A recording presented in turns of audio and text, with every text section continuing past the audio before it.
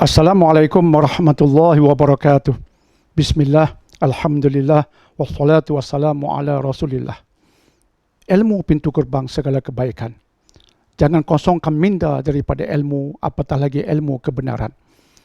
Dalam sebuah hadis riwayat Imam Muslim, Nabi SAW bersabda, وَمَنْ سَلَكَ طَرِيقًا يَلْتَمِسُ فِيهِ عِلْمًا سَهَّلَ اللَّهُ لَهُ بِهِ طَرِيقًا إِلَى الْجَنَّةِ, sampai ke hujung hadis. Barang siapa melalui satu jalan untuk memperoleh ilmu, akan Allah permudahkan baginya jalan ke syurga. Ini satu hadis yang luar biasa, tuan-tuan dan puan-puan. Bagaimana hadis ini menghubung kaitkan kesungguhan mencari ilmu, apatah lagi ilmu kebenaran, dihubung kaitkan itu dengan dimudahkan jalan ke syurga. Ilmu dan syurga berhubung kait dengan rapat berdasarkan hadis ini. Dan pastinya ilmu itu adalah ilmu kebenaran. Imam Ibn Rajab Al-Hambali ketika mentafsir hadis ini mengatakan ilmu adalah pintu kepada petunjuk ataupun hidayah. Dan hidayah insya-Allah membawa seseorang kepada syurga.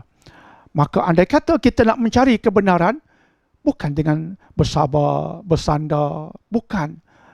Tapi dengan berusaha mencari ilmu. Ada seorang ulama yang dilahirkan buta, Imam Qatadah rahimahullah ta'ala. Beliau seorang ulama, tokoh tabi'in. Beliau buta, tetapi punyalah gigih mencari ilmu. Imam Az-Zahabi telah menceritakan bahawa beliau telah berguru dengan lebih kurang 42 orang tokoh tabi'in. Buta, tuan-tuan dan puan-puan, kita celek.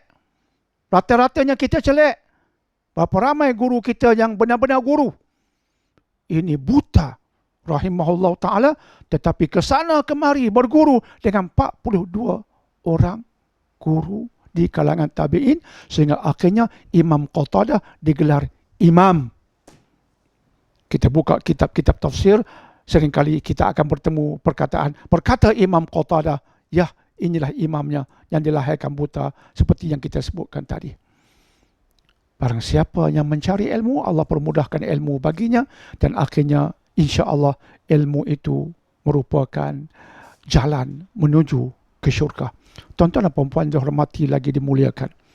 Sudahkah kita berusaha untuk memahami Al-Quran? Sudahkah kita berusaha untuk memahami As-Sunnah ataupun Al-Hadis dengan menggunakan metodologi yang betul? Kita kena berusaha, melangkah, mencari guru-guru yang boleh dipercayai, yang thiqah, yang ada integriti, supaya insya-Allah kita dipermudahkan jalan ke syurga. Sebenarnya tuan-tuan dan puan-puan, otak kita begitu istimewa. Otak kita ni organ yang tidak begitu berat, lebih kurang 1.5 kilogram sahaja. Tetapi mengikut kajian 2009, dalam otak kita ada lebih kurang 86 bilion sel-sel otak. Itu otak. Bila sel-sel ini berinteraksi, maka lahirlah minda, cara fikir. Dan itulah yang menjadikan kita insan yang luar biasa, lagi berkualiti. Maka jangan biarkan otak kita lembab. Tidak ada suluh. Tidak ada ilmu. Sedangkan pada hari ini peluang untuk mendapat ilmu begitu luas sekali. Dan pastikan sumber ilmu kita itu sumber yang sahih, sumber yang baik. Ya. Ada orang bertanya pada saya, tuan-tuan dan puan-puan, memperoleh ilmu ini, apa hasilannya? Apa kebaikan untuk kita? Tuan-tuan dan puan-puan, kalau kita memperoleh ilmu, insya-Allah, terutamanya ilmu kebenaran, disuluh oleh sumber-sumber Al-Quran, As-Sunnah dengan metodologi yang betul, terutamanya, insya-Allah, saya yakin kita akan mendapat 7A. 7A. Semua A. Semua A. A yang pertama adalah akidah. Akidah kita akan betul. Cara kita beriman dengan Allah akan betul. Cara kita beriman dengan perkara yang gaib akan betul. Kalau ilmu kita betul. Dan yang kedua adalah A, amal. Terutama amal ibadah. Amal ibadah kita akan betul. Kita faham apa itu amal-amal yang wajib. Kita faham contohnya bagaimana kita nak bersolat. bukan boleh sembrono. Bagaimana kita nak membaca Al-Quran dengan hukum tajwid yang betul? Tidak boleh sembrono, kena disuluh oleh ilmu. Maka itu yang kedua. Yang ketiga ialah akhlak. Akhlak kita jadi comel. Kepribadian kita jadi elok. Kita faham apa itu ikhlas, lawannya riak, apa itu riak. Kita faham ujub itu haram, apa itu ujub. Dan begitulah seterusnya. Yang keempat adalah amanah. Akhlak merangkumi semua. Amanah merupakan sesuatu yang kita angkat. Sebab hari ini amanah ataupun integriti semakin merudum jatuh ke bawah. Lihat, ada orang yang mengatakan dia ada PhD.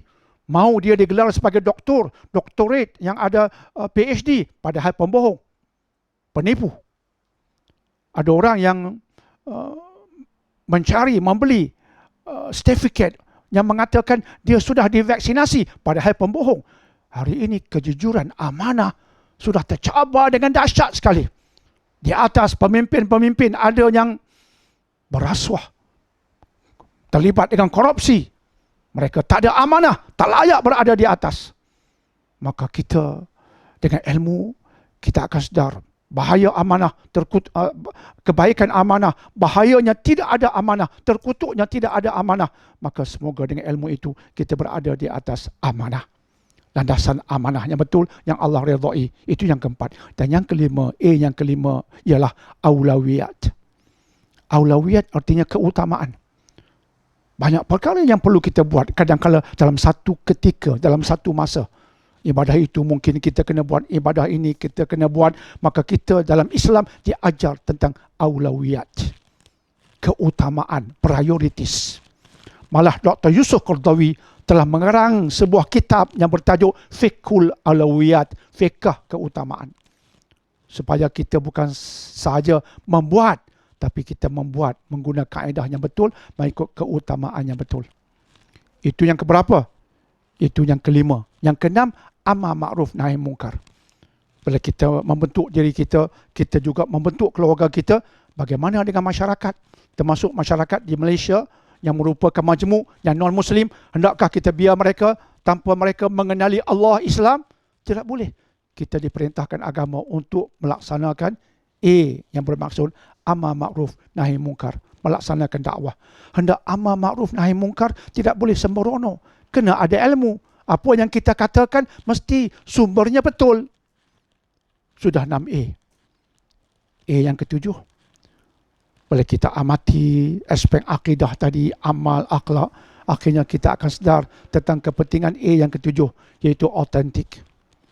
Ilmu itu kena autentik, kena sahih, sumbernya kuat, dipercayai, supaya akhirnya yang lain itu elok. Berdasarkan ilmu yang autentik, akidah pun betul, amal pun betul, dan sebagainya. Itulah hasilan daripada ilmu, kita dapat 7A. Semoga dengannya kita selamat dunia sampai akhirat. InsyaAllah kita bertemu di siri yang berikutnya. Wassalamualaikum warahmatullahi wabarakatuh.